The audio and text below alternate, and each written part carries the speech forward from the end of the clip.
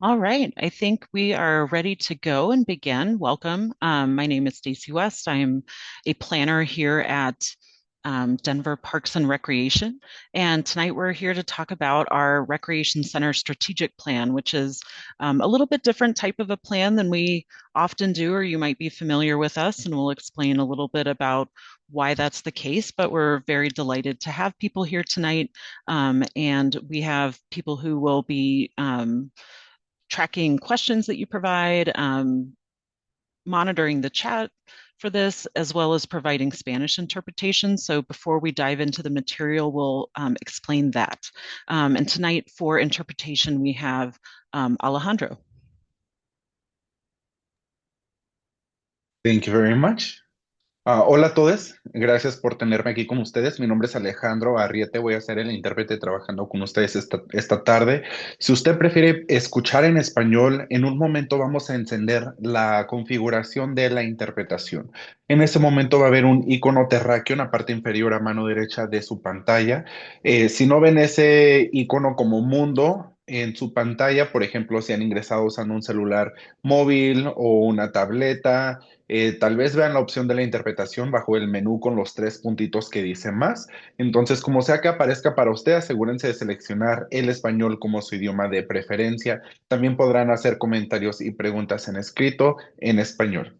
Muchas gracias. Con eso le paso la palabra a Stacy para comenzar. Thank you all for your patience, and with that, I'll pass the mic back over to Stacy so we can begin. Thank you, Alejandro. And tonight I'm really delighted to introduce Jolyn Clark, who is our Executive Director of Denver Parks and Recreation. He's going to provide a little bit of an overview, as well as letting you know who the team from DPR and our consultants are. Thank you, Stacy. Good evening, everyone, and welcome. So excited that you are able to join us tonight.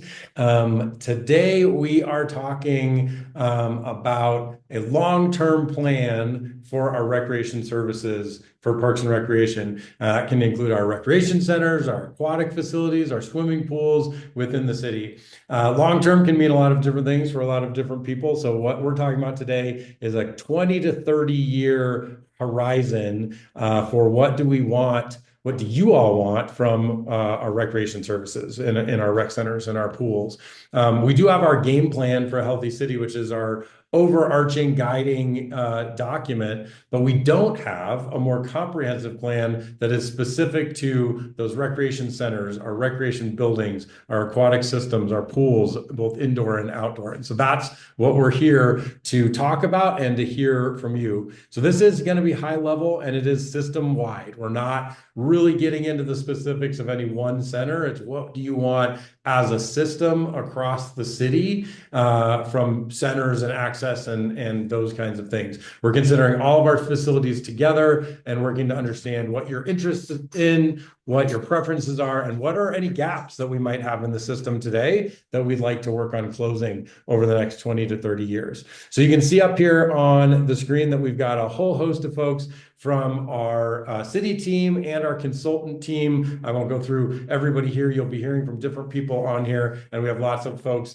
who also are subject matter experts and hopefully can answer the questions that you have, and are really here to hear from you. And so we are excited to hear what you have to, what your thoughts are on this today. So I think with that, we can move on to the next slide, which I think is me as well, to just briefly walk you through our agenda.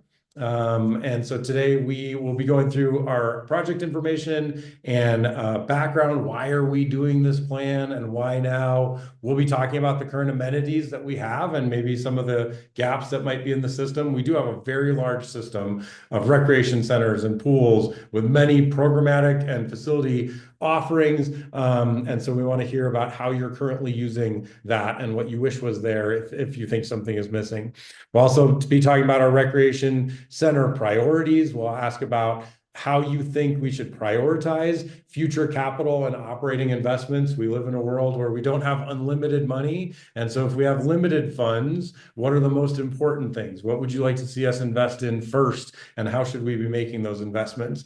And then we'll also talk about the timeline for our planned engagement. Today's meeting is just the first part of our first set of open houses, and we'll have more throughout the year. So we'll give you more information on that. And then we will have time for question and answer. So there is a Q&A function on your screen, and you can post any questions that you'd like us to have there. And so we'll be talking about that and some polling as we get closer to that. So again, welcome. We're so excited that you're here. Please stay involved in this process. It's so important for us. You get to help us build what recreation and aquatics are going to look like in Denver over the next 20 to 30 years. So thank you for being here. Fill out the survey, share the survey with all your friends, invite all your friends to the next meeting, because the more feedback that we get, the more we can build the system that you all want. And with that, I think, am I turning it over to Chelsea next? Is that right? Yes, thanks, Jolyn. And Chelsea is with our consultant team, Livable City Studio, and she will explain how you can participate during the meeting. Hi, everyone. Thanks for joining us this evening. So quickly, just a quick Zoom rundown. While this is a virtual meeting, we want you all to be able to interact. So 2 ways to do so using Zoom. We can use the chat function. I see a couple of you all have found that at the bottom. You click on chat, and then you can either say that directly to the host and panelists, or you can click everyone if you want everyone to see your chat. So feel free to use that function throughout. And then there's the Q&A function. If you have a question, feel free to ask in that format. You are able to upvote other questions if that's something you would like to see answered. And we do have time set aside at the end to go through those. So please use that, and we'll get to your answers at the end here. The meeting is being recorded in both English and Spanish, and we'll be sure to make that available after tonight. And we'll be doing some polls using Mentimeter. So Mentimeter, if you can use your phone for it, if you're joining us on your phone, you should be able to open up another browser for it. Or if you're on your computer, you can use your phone. We'll have some QR codes up. But it's just an interesting way to do polling in a virtual meeting, and you'll see answers as they roll in. So no right or wrong answers, and we will have a few polls scattered throughout. And we would love to start with one of those questions here. So if anyone wants to pull out their phone and use that QR code, or if you open up menti.com on another browser, there's a code here you can put in. But we'd love to see just where in Denver are you from? So we have some different regions here. So we have like Northwest, North Central, East, far Northeast. Give you all a minute to click, and then you can submit your responses. And great. Looks like we have a pretty good spread so far. Go a couple minutes.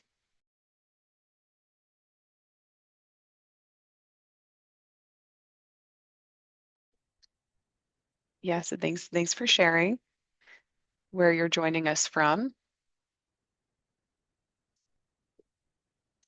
And the next question here, we're interested in your recreation center use. So have you used recreation centers, when we're including indoor pools in that, or outdoor pools in the last 12 months?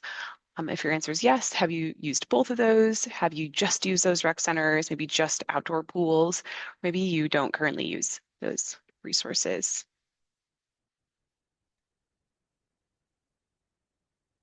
And yeah, we're really grateful to everyone's perspective here tonight. So great, looks like most folks have used both. A bunch of folks using just the rec centers and some not using any yet. So yeah, we'll have more of these polling opportunities, like I mentioned, interspersed throughout the evening. Great. Thank you, Chelsea. And again, welcome everyone. I know we've just had a few more people join. We're really excited to talk about this planning effort. Again, it's really different than a typical planning effort that we do. And you may wonder, well, why are we doing this and why now? And we'll explain a lot of that this evening. So you may have experienced a little bit of the evolution of recreation at your favorite rec center. We know that this has changed throughout history here in Denver, and it's also changed quite a bit across the country. We're really not too different from the preferences of other cities as well. And you may have found that just even in your own life, especially if you have children or elderly relatives, that your interests and activities have changed. So part of why we're looking at this is because we know that people really have evolved the way they like to recreate and how they see our recreation centers. Additionally, our facilities need to adjust to keep pace. We have some examples that we'll share tonight of recent improvements to rec centers that have allowed us to kind of keep up with the demand, our growing city, as well as the type of activities that people expect to find and that have been popular. So as Jolyn mentioned, as a strategic plan, this really won't get into the design of a particular new amenity or immediately offer a new program at a given center or pool, but it will provide us with a roadmap on how we ensure that our strategic capital investments moving forward allow us to be able to offer those things.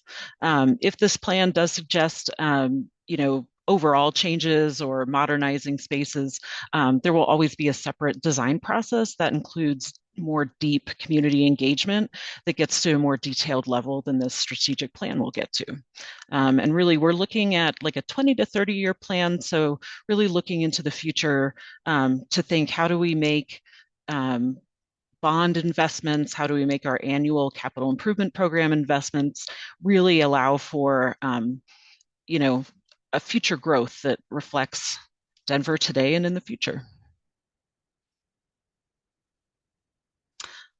So I love sharing this because that image on the right is actually a hard copy of a recreational program guide that we have from 1952. It's the same thing today if you're looking at programs and you look at our recreation activity guide. This is what we had before, and you can see that between that and the article clipping from 1953, that the programs are really focused on arts and cultural activities. This really wasn't like totally the height of like the fitness craze, but you can see some of the little drawings there also show people playing sports. So there was a little bit of that, but generally community centers were a little more focused on arts and leisure programming and community events more than they were fitness programming. Then we got into the 90s and 2000s with, we'll call it the gym craze a little bit, but that's really where people started seeing going to a gym as something that was accessible to many people in the country, was something that they wanted to incorporate into their lives. And so our rec centers responded by including more of that type of activity. But today, people come for all sorts of activities and reasons. It's part of our goal tonight is finding out about your experiences and what you like about recreation centers and pools. What are the types of programs you like?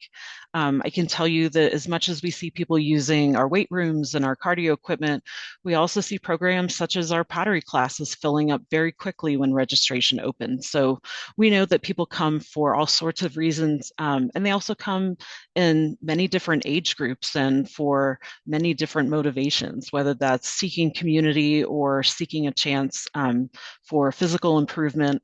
They really are kind of across the board and serve people in many different ways today.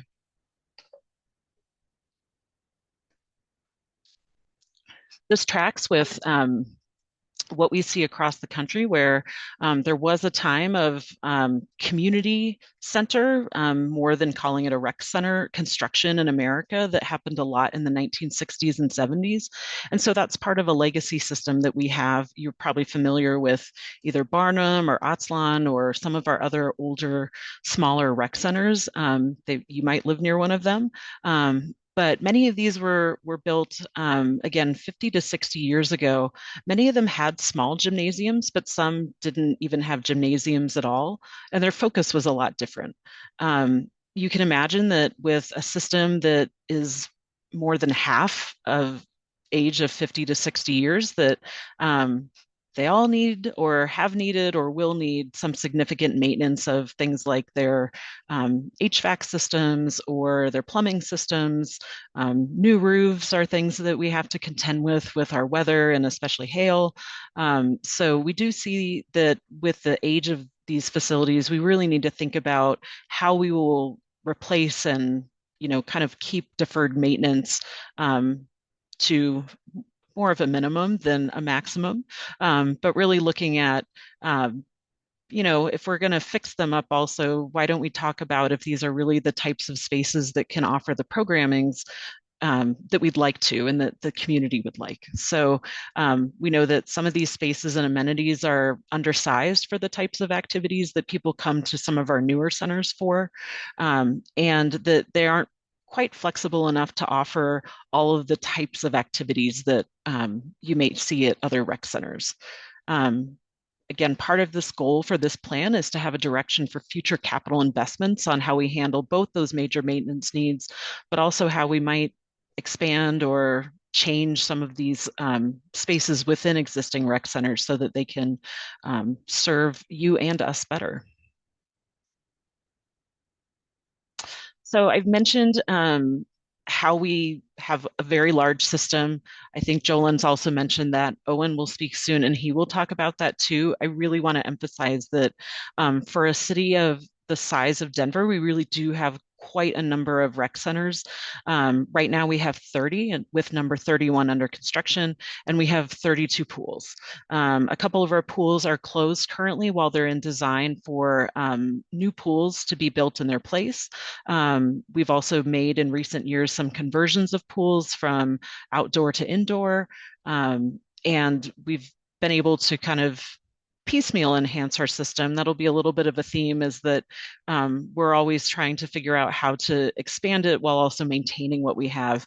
But when we started this project, one thing we wanted to know was, how do other cities of a similar size and density approach providing recreation centers and pools, in case there are ideas that we're interested in.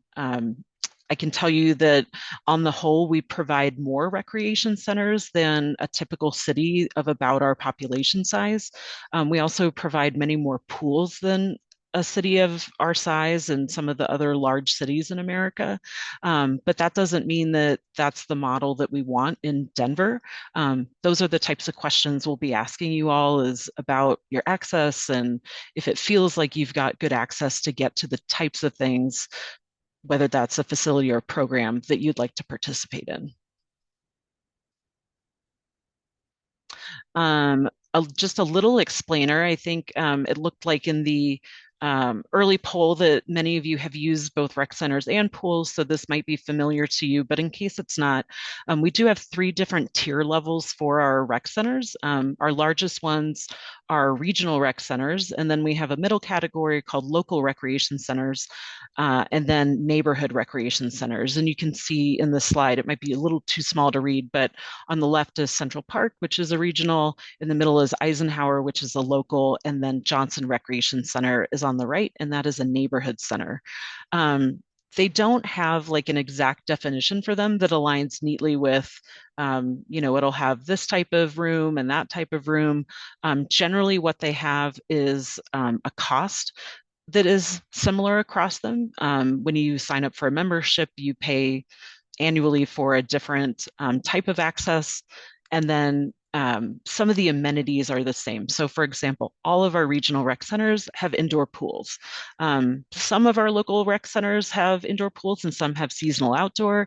And then among our neighborhood ones, some have seasonal outdoor pools, but we don't have indoor pools in those smaller centers. Those 2 smaller categories, the local and neighborhood, also aren't open 7 days a week, whereas our regional ones are. So we have a little bit of that tiered system now, and that's also something that we'll be looking at is, does this tier system still work? Is it a model where we can offer the type of programs and uses that people want? Owen will share a little bit about rec centers in a moment. I'm going to share just a little bit about our pools. You can see going left to right on here on the top row that some of the older models in aquatic thinking, so this isn't just Denver, this is the industry, really just had like lap or lane pools for people. Then there was a time of looking at the way we structured pools as having both a separate lap and leisure pool, sorry, a separate lap pool and then a separate leisure pool. So the middle example, I can tell you the left example is Martin Luther King Jr. Rec Center. The middle example is Montclair Rec Center. So it has both the lanes and it has a leisure pool that you can see the hint of a pretty cool slide that's there. And then on the right, we have our newest indoor pool, which is at Swansea Rec Center. And that one is kind of like the even more advanced thinking about systems and how the system works. That is like a combined large pool that is separated by lap and lane plus some leisure. We've the type of leisure features that are offered in pools today are also a lot different than they were 10, 15, and 20 years ago. There's a large water slide at that pool. There's also some small water slide. You'll see that many of our newer pools also have spray features in them. And the newer models also have a zero depth entry into those leisure pools, so that we have more opportunities for people of all abilities to use them, while still maintaining an area for lap pools. On the outdoor pools, we also have some differences in them. So on the left, on the bottom row, that's at Harvey Park, and on the right, that's at La Alma Lincoln Park.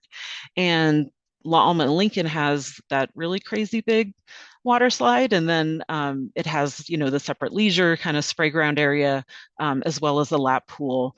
Harvey Park, which is doesn't have quite all of those big features, but it does have that lap pool. It also has like a smaller little section that you might think of as more of like a kiddie pool or a wading pool.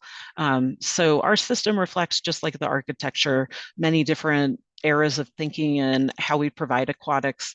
But we're delighted that we have such a robust system. It enables us to provide multiple different types of opportunities for people. Awesome. I think I'll take the baton here for a minute, give Stacy a chance to get some water. But thanks, that was an amazing introduction to our recreation system.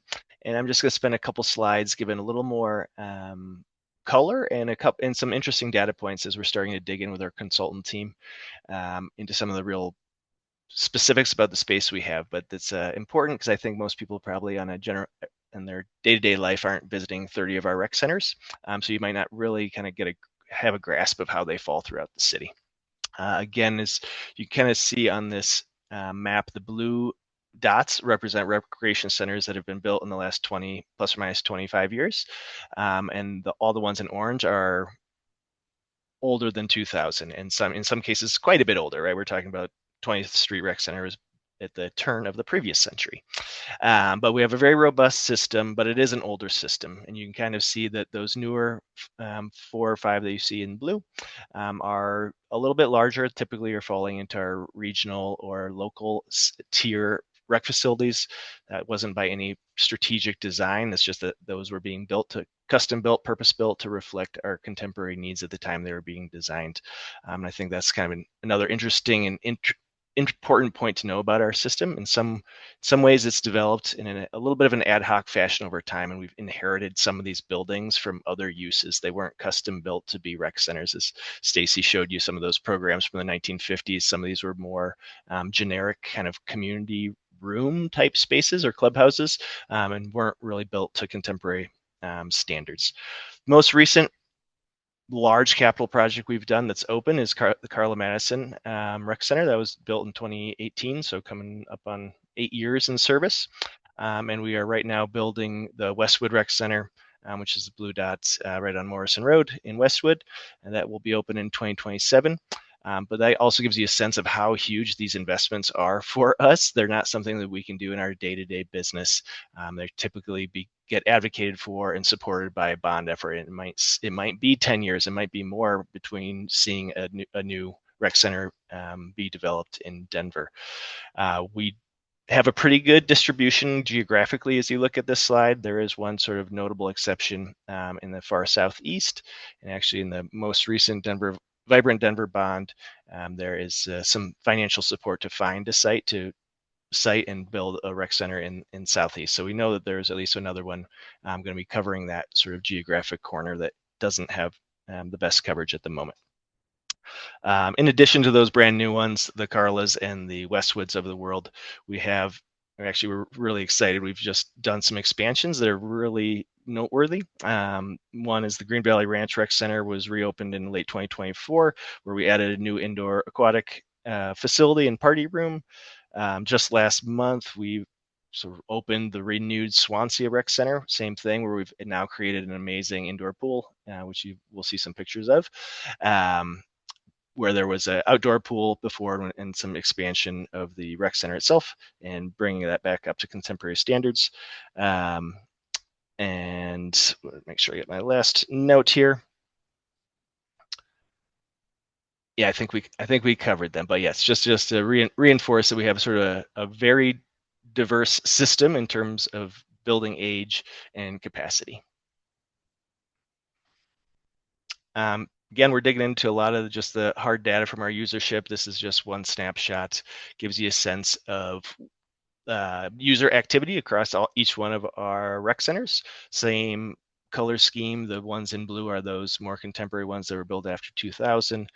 No real surprise there that those are getting a lot of use. They're bigger. They have more contemporary amenities. They also have longer hours and are typically working 7 days a week, whereas some of our other ones are not.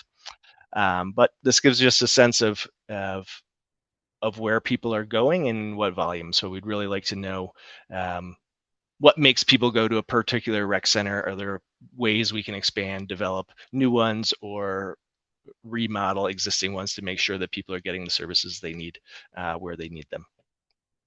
Go ahead. And Stacy's already kind of laid the groundwork for this pretty nicely, but why are we doing this today? And in some ways, we are at a bit of a crossroads moment. With the bulk of our system being built in the 50s, 60s, and 70s, we have a lot of facilities where the major building systems are deferred maintenance needs are becoming substantial or need full replacement. As you can imagine, our newest rec centers are costing $50 to $80 million to build. Even the rehabs are pretty expensive endeavors, and that's not something that we can accommodate in our current annual budgeting process. So with the financial tools we have today, we're a little bit limited.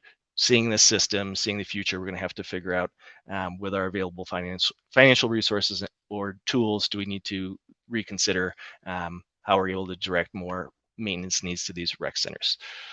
We also have evolving demand. As Stacy mentioned, we've got spaces that weren't really built for like this whole person experience that our rec centers now are.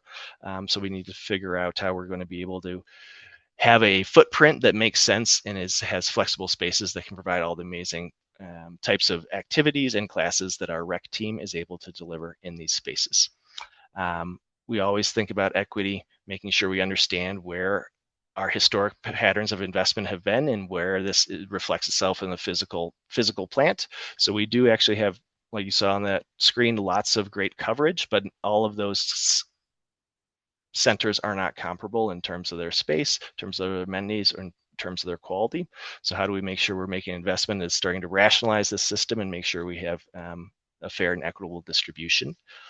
And then also critically important is that last one, in addition to the large scale renovation requirements or perhaps rebuilds, just the day-to-day maintenance that goes into managing 31 rec centers and 32 pools is just a substantial day-to-day burden that we want to make sure we've optimized our operations so that we can take care of this system in a way that makes sense and in a sustainable model.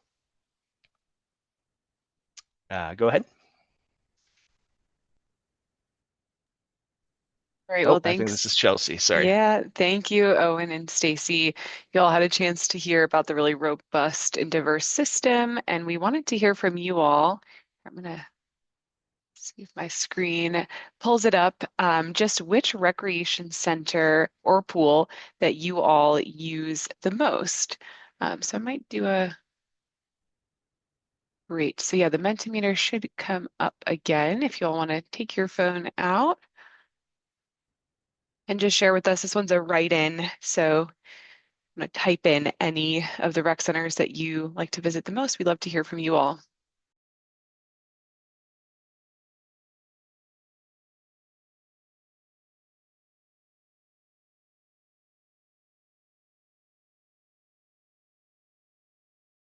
And also feel free to put it in the chat if the Mentimeter is giving anyone issues.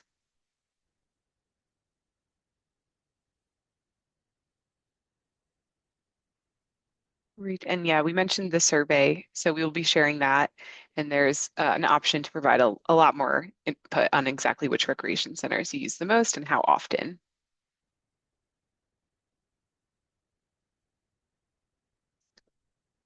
Okay, we'll move on to some rec center offerings and programs.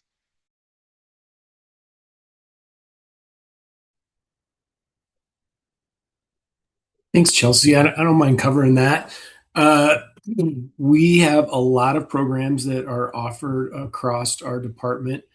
We actually have over 1,000 that over the course of a year that we provide, and they really range based on what the needs and the wants that Denverites have communicated to us over the years. A couple programs that are important to us and have been communicated as being pretty important to the community is one is our My Denver program, which really focuses on youth ages 5 to 18. And what's special about this program, and actually quite unique when comparing us to other cities, is that it gives free access to youth 5 to 18 to our rec centers and swimming pools and some cultural facilities across the city. So we very much value our relationship with the community and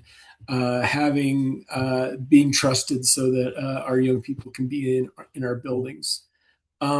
Sort of on the other end of the spectrum, we also have a program called My Denver Prime for Denverites age 60 plus. And that also gives them free access to recreation centers, pools, including our drop-in fitness classes and clubs. So both of these were over the years mayoral initiatives that were implemented to support the social and health needs of Denverites. We can go to the next slide. As you can imagine, with a department as large as ours, with 30 plus recreation centers, there's a lot of things that there's parts of our department that isn't commonly known. We do have 2 boxing gyms, 20th Street and Johnson. We have 12 pottery studios on the arts and culture side of our department. These are some of our most popular activities that fill up quite fast. We have 24 kilns in use at any given time. At Martin Luther King, we have a therapy pool. This is a pool that's kept at a warmer temperature. And we've got 171 basketball hoops. That's just inside of our buildings. That doesn't even include all the hoops that are outside of our building. And anybody that's been down Colfax and seen Carla Madison has seen the rock wall, the climbing wall that can be seen from the exterior of the building. That's now that it's warm outside, it's being programmed and activated quite a bit these days. Thanks, Chelsea. Yeah, so those are some of the unique features. We would love to hear from you all through the Menti questions, just what type of recreation you enjoy doing at the rec centers and pools today. If you wanted to participate in this one, you can select as many as you like. So we have fitness and strength, cardio, more group classes, different programs for youth, teen, and family, outdoor rec. And if you haven't participated, you could select that too, or feel free to put any answers in the chat as well. Great. It's like a good spread with fitness and strength machines rising to the top, cardio machines as well. Indoor aquatics and outdoor pools also very popular. Great. Some folks participating in the music, tech, and art activities, some of those more community-based programs. Great. Well, thanks for sharing. I'll pass it over to Peyton to talk through some drive time maps. Yeah, thanks, Chelsea. Hi, everyone. Peyton Brailsford with Brailsford and Dunleavy. I'm a senior associate with the firm and really have enjoyed being partnered with the Department of Parks and Recreation on this endeavor, along with Livable Cities, really to just wrap our arms around understanding the system and existing conditions.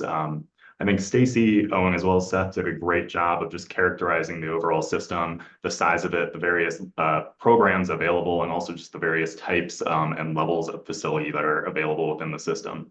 As a consulting and planning team, we really wanted to begin understanding how the size of Denver's system compares to both national averages as well as some specific peers looking at other cities and municipalities and how they operate and run their systems as well. And so as you can see just from some of the statistics we placed on the screen there, really looking at the number of recreation centers with a gymnasium, having that more specific view on centers with a gymnasium is there are recreation centers that come in many different shapes and sizes. So selecting recreation centers with a gym just gives us a level of program and facility operations that makes things more comparable. So when we look at things on that level, Denver has nearly 3 times as many recreation centers with a gym compared to the national average. And so, of course, that's just speaking about the general lay of the land with facilities available, nothing to speak to the programs available, the size of those facilities, and other factors that contribute to your experience within the recreation centers themselves. But there's also been a lot of conversation today just around equity as well as accessibility within the recreation center. So we also began taking a look at transportation and drive times to various rec centers throughout the city of Denver. And so as you look at the map that we have on the screen here, the darker the green on the map, the higher the density of recreation centers. So the more recreation centers that are available within a certain drive time. For those larger regional recreation centers, many of them being newer, we really wanted to look at a 15-minute driving area from your home to the recreation center. And at that local level, really taking a look at a 10-minute driving radius. So taking about 10 minutes to get from your home to the recreation center. We had included a view of this map that had the neighborhood level along it as well, but the entire map turned nearly dark green. So we wanted to peel that away just to make it a little clearer for folks to view. And so as you can see, with most of the map being covered in green, there is a great amount of access just throughout the city when it comes to these recreation centers. But of course, seeing some of those gaps on the map and also understanding that not all of these facilities provide the same baseline level of programming, we still have some due diligence to do in digging in and understanding where those gaps truly lie in terms of equity and accessibility. But that's why we greatly appreciate everybody who has joined today and has begun providing input, because it's a really crucial part of our process in understanding where those gaps exist. So thank you to everyone who's providing input so far. And then, of course, we also wanted to do the same thing looking at pools and aquatics, that being really a main topic of conversation in addition to the outdoor recreation centers. And so as we think about pools overall, really wanted to contextualize this in terms of a 20-minute driving area between both indoor as well as outdoor pools. And as you can see here with the map really being lit up blue, many of that being dark, there is a great amount of access when it comes to just drive times between pools. But very similarly, just to the indoor recreational facilities, we know that those pools also come in many different shapes and sizes that allow for different programming options and different activities to actually be conducted at the recreation center. So again, want to dig in more as a consulting and planning team on how those various program options really impact the experiences and activities and outcomes that residents can have at those facilities and locations. And then putting this in context of a national average again, of course, we have a lot of water within the system. As we think about both indoor and outdoor pools, there's nearly about 6 times as many aquatics facilities than the national average, or apologies, 6 times more indoor aquatics centers than the national average. And when we think about that in terms of both indoor and outdoor pools, there's about 2 times as many as the national average. So again, we know that there's a lot of water in the system, but we want to characterize that a little bit more in terms of what those pools actually enable residents to do and how it enables them to participate. Chelsea, I'll pass it back to you for another opportunity to get some great feedback from these folks in terms of what they're looking for in these facilities. Yeah, thank you, Peyton. So Peyton just shared the data shows if you have a car, driving access is great across the city. We wanted to take a minute to talk about accessibility and see how you all feel about that. So I think someone put in the chat, not everyone does drive. So the first one is geographic accessibility. Do you feel you have terrible access or good access? And you can slide left is terrible, right is good. So we're curious about geographic. We're also curious about cost. And then lastly, about equipment and space once you're at the rec center, are there those equipment and spaces you'd like to use? Are those easily available to you? And you're welcome Yes. to drop comments in the chat too about to kind of explain some of these if you'd like. But just as a foreshadowing of the end of our meeting, we have a survey that is live as well right now that has even more opportunities to provide like specific details about particular centers or, what are the barriers to participating. Yeah, and thanks to everyone sliding their feedback in here. And what you see on the screen, that circle is sort of the average. So looks like for geographic and cost accessibility, most folks feel they have pretty good access, and that equipment and space accessibility a little closer to average in the center there.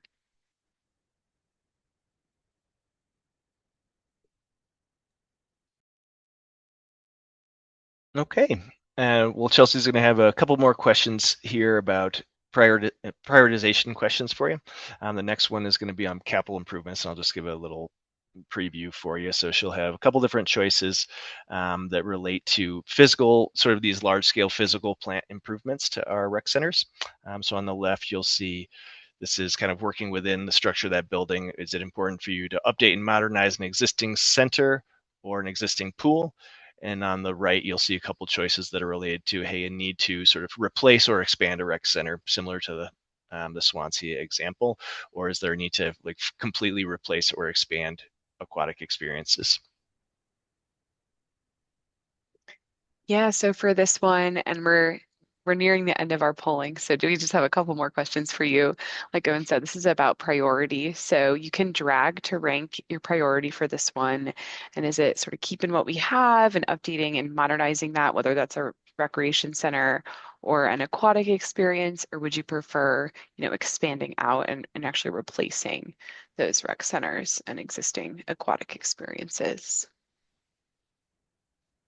You can put your top at the top of the list and you should be able to drag those.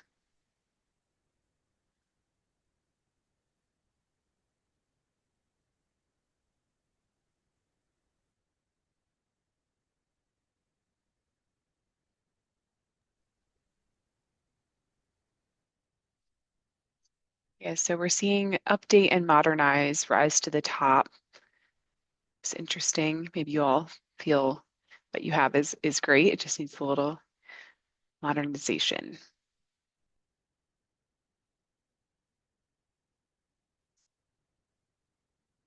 Great.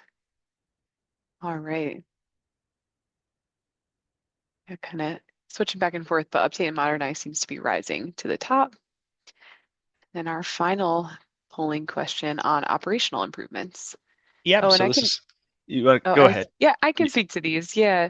So these are more day-to-day operations in the center. So would that be new programs and classes, better marketing and outreach about what exists today, or new amenities and equipment? So whether you all have a priority there, we're curious.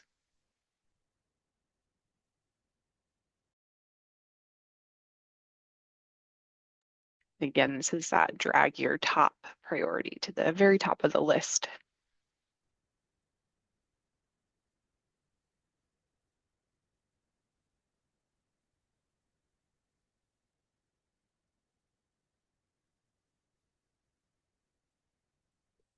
All right, so we're seeing amenities and equipment really coming to the top here. Programs and classes second. Yeah, we're just about improving communication about all the awesome offerings there are today.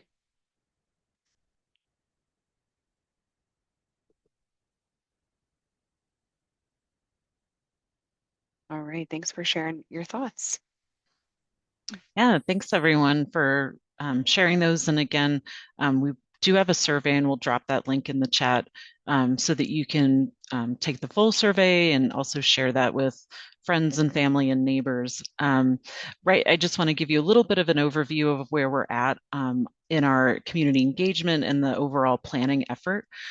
So we're currently in phase one. This is a really a chance for us to take a look at our system. So we've been collecting data.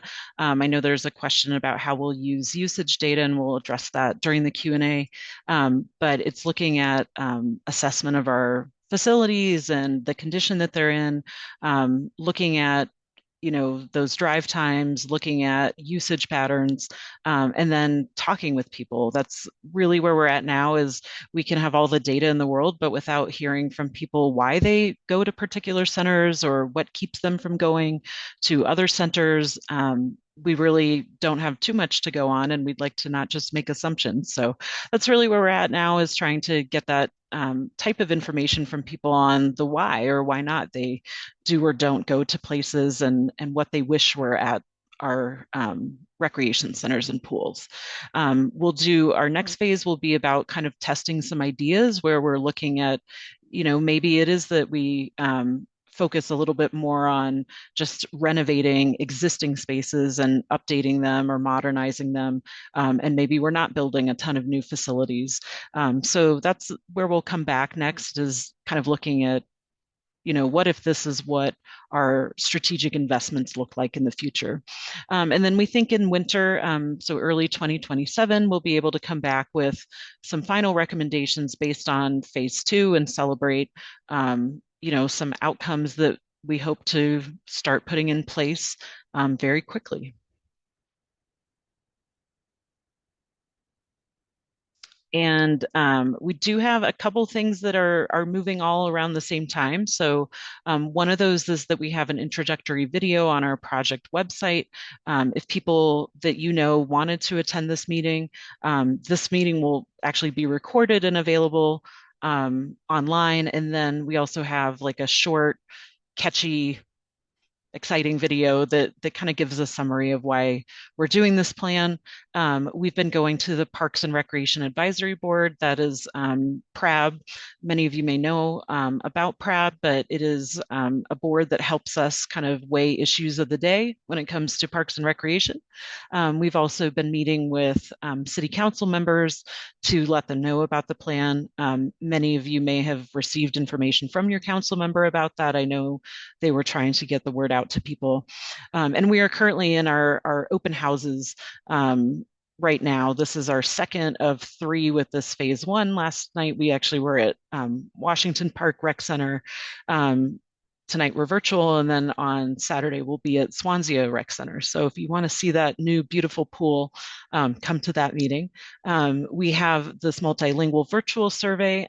There's also a separate survey within a survey, so you can start taking it, and it'll ask you if you are 18 and over or not, and then you'll be able to say I am, or hand your phone or tablet off to a kid in your life that is under 18, and they can take one that is just targeted toward youth. It doesn't have personally identifying information in either of those, but we definitely took it out for the youth. And actually, there's a tie-in survey that's optional for adults to take, and it's about the My Denver card. So if that's something that you or your family or friends use, we definitely want you to try to take that optional survey at the end. We're working in partnership with the Office of Children's Affairs to take a look at, how can that better serve Denverites and especially kids and their families. So since that's so integral to us, we'll do that. And then we have some opportunities for youth engagement too. We'll be doing some focus groups with youth and trying to just understand from their perspective as current and future constituents and members of our rec centers, what are the things that they like to do?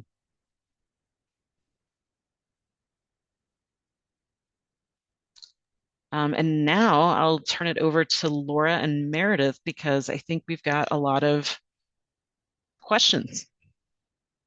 We do. I'll jump in, Laura, if that's okay. Hello, everyone. Meredith Winskoski with Livable City Studio. Thanks for putting in some good questions into somewhat into the chat and somewhat into Q&A, but want to make sure we bring some of them forward and give an opportunity to hear some responses and make sure everyone hears. So I'm going to kind of go through a few right now. So Owen, this might be a good one for you. Give you a heads up there. Sure. A question came in saying, how will this plan and results from the survey impact pools and recreation centers that are part of the Denver Vibrant Bond? I'm glad that question came in. It's a good way to kind of distinguish what we're doing today. So this is, as Stacy mentioned, kind of the system-wide look. So the 30,000-foot look at how we are organizing this system broadly. Those individual projects that were already approved by voters for through the Vibrant Denver Bond, those will be subject to their own sort of site-specific community engagement and planning process to get into the details of that particular site, right? Like, what's a good example? Atzlan Pool is a pretty substantial bond project that will be to redo the outside pool area. So we expect to have robust community engagement as the bond team steps up and delivers on that project. So kind of a different focus today, a little bit more high level, but if you have a particular site that you're interested in from that Vibrant Bond project, let me know, and we can also point you to their dashboard, where that's going to be kind of the best place to stay up to date as they stand up those projects and start going out into the world. Great. Thanks, Owen. Another one, Stacy, maybe you can start this one. Peyton may chime in. How will you use the how will you use the usage information from the recreation centers, keeping in mind that some centers are part of the community and a focal point? Yeah, that's a great question. I'm not the one who came up with this phrase, but I think it is really important that we look at no data without stories and no stories without data. So we know that data about like swiping in, if you are entering a rec center, only tells us a portion of the story. One way in which we're using it is that we can see the type of membership, whether that's a general membership or a youth membership or a senior membership. And that kind of helps us know, like, where are different groups going? That helps us in a number of different ways. So we can use that information to track our participation in our survey and in this planning process, and say, oh, we may need to actually like focus because we don't have very many youth participating, but here are some rec centers where we have a lot of youth attendees, and we need to do some targeted outreach there. But from an analysis standpoint, we also know that people use things for so many different reasons. And so it's not that, we'll look at that chart that had, the usage data and say, okay, well, we're going to, cut these ones because they're just not doing it for everyone, or no one's really going there. We know that people go there and that these are important parts of the community.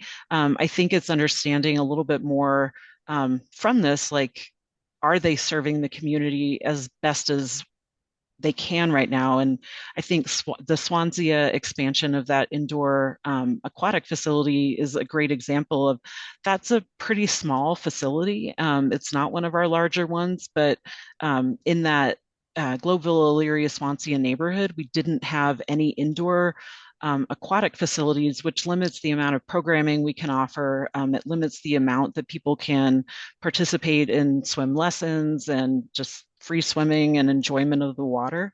And so I think that's that's really kind of where we want to use that usage is how are people using it? What is the demographic of people that are using it to the extent we can find that out? And then how can it better serve the goals that people have for their rec centers? And I'll let Peyton kind of talk about some of the analytics. Yeah, Stacy, I think you summed it up really well, and you hit the nail on the head and kind of took the words right out of my mouth by saying it's really just one piece of the puzzle. We can take a look at the chart that we had on the slide that shows recreation centers in order of, I think we had a 3-year average number of visits per year. And so really, that's just part of the piece of the puzzle because we don't really understand what is actually attracting people to those rec centers specifically, whether location has an impact on that. And then also understanding where folks are actually coming from when they're going to rec centers. So of course we compare that with the level of membership that folks have, but also comparing it to the demographics that actually exist in those parts of the city or around those neighborhoods to understand, are we getting representative participation from the folks who live in those areas? Or are folks actually coming from different places, or are the programs really just appealing to specific folks living within those areas? So it's a really complex puzzle piece. And so again, as Stacy said, it's just part of that overall picture and understanding how it all fits together. So we'll really be slicing and dicing it a number of ways to uncover those answers to the questions around equity and accessibility. Awesome. Thank you all. Thanks to you both. Okay, next question.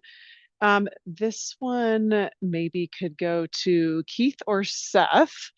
The question is, if residents want to see more programs or engagement at their local center, what's the best way to make those requests? Any formal process for sharing ideas and feedback? Yeah, there are a myriad of ways. One of the things that we love is when guests and visitors, members come to the rec center and seek out opportunities to connect through our comment cards. That's one way to inform us on what some of those needs and interests are that come from you directly and specifically. We have a digital version by which you could also fill out and give us information, give us an understanding, again, generally what is important for you and your family, but also what might be, I think, opportunistic even for yourself uniquely. Many times we encourage our members and guests to consider even bringing their own skills and interests through our volunteer program. So there's opportunities to even get engaged with us as volunteers and be a part of that. And I would just encourage right now, just directly, speak to the staff while you're there at the Recreation Center. Have a conversation, introduce yourself. Friendly people, that's kind of what they're there to do, provide customer service. So it would be a great opportunity for you just to kind of engage directly, indirectly with our comment cards, or even, again, just utilize the opportunity to volunteer and be a part of what we do. Right. Thanks, Keith. All right, the last question I have here, and I'll just pause and say, if anyone has any additional questions, feel free to put them in the Q&A and we can try to answer them. I know some were answered through the chat, so we probably won't go over those, but if you have another one, please put it in the Q&A. This question I have, maybe for Laura, will data collection reference a representative sample of rec center users? It seems like a lot of engagement and attendance is skewed towards parents and those in the 65 plus age group. All right, I can start it off, and then if anyone else on the team has additional. We work our hardest to get a representative sample of the city. I think in this one it's going to be really interesting. What we'll do is look at regions at rec center usage, or at the on the survey response, what rec centers they are using and attending, and be able to say where are we getting gaps, where are we missing them. Goal is absolutely representative. It is sometimes a challenge, like you mentioned. So, and I apologize, my video won't turn on today, but so skewing towards parents and those in the 65 plus group, I would actually argue we've seen a lot of our surveys hit the, I mean, they could be parents as well, but hit the 30 to 40-year-old. They're the ones that are eager to take a survey online, or at least more eager than others to take a survey online. We actually always need support in making sure we hear from parents, we hear from older adults. And what we do is we just make sure that if we've got those gaps halfway through the survey, quarter way through the survey, we start targeting it. So I would say I'll put my email into the chat since we also have a small group today.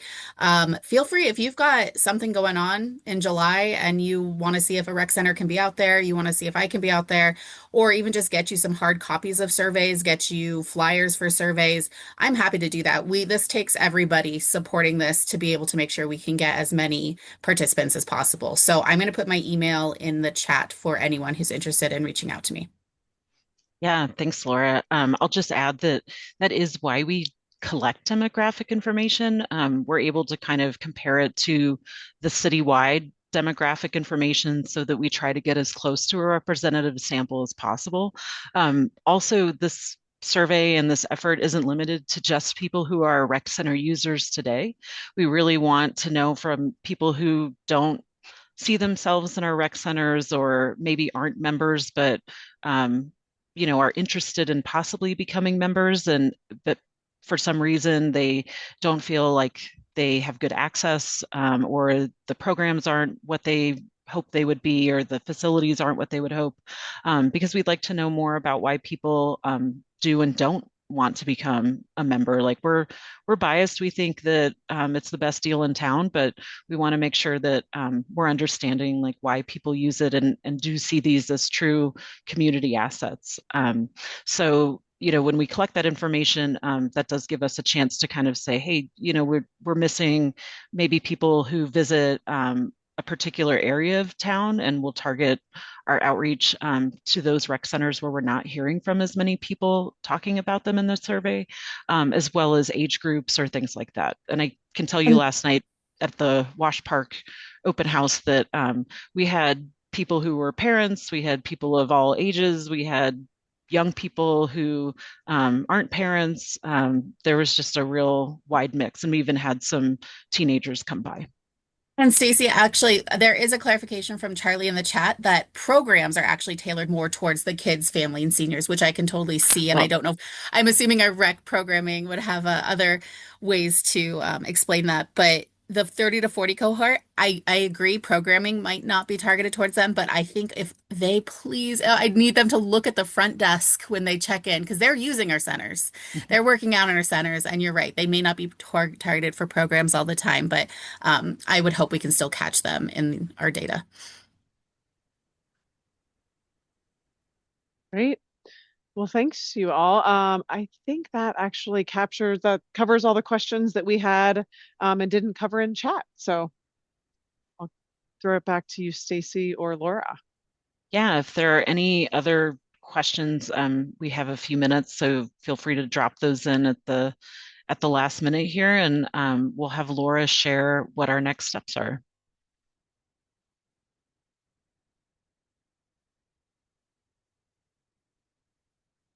Okay, so take the survey. We've just talked about that. I did throw the adult survey and youth survey in the chat. The project website is, the long version of it is going into the chat right now as well. You can also scan that with your QR code. That website actually has the survey links. The latest flyer, which is the one for the meetings, we'll be replacing that with a survey-specific flyer next week. Making sure that your neighbors are signed up for project updates. And there is a nice quick video to explain this project in this website as well, so you can check that out. But yeah, keep an eye out for engagement opportunities later this summer. This is just the start of this project. We will be coming back out into the public, where we're going to keep coming out for more public meetings as this plan develops. So this was just the start. We hope to hit the various regions of the city that we were not able to in this first round. Anything else, team? Yeah, it might be us, me and Laura, that are out there, but we also have a network of partners that we're working with, as well as all the folks from DPR who have been on this call. So you might see us at some of our movies in the park that are outside of rec centers. You may see us at other community events where we're just trying to get the word out. So we do really rely on you as ambassadors now to help share this with people who are interested, and we thank you for doing that and for participating tonight and in the future. Great. Well, I don't see anything else coming in through the chat. Thank you all for joining. We are posting this on the website, so if you know people that wanted to attend, we will have this video on the project page I just shared. So thank you all, and thank you to our translator, our interpreter, Alejandro, and have a great evening. Thank you. Bye.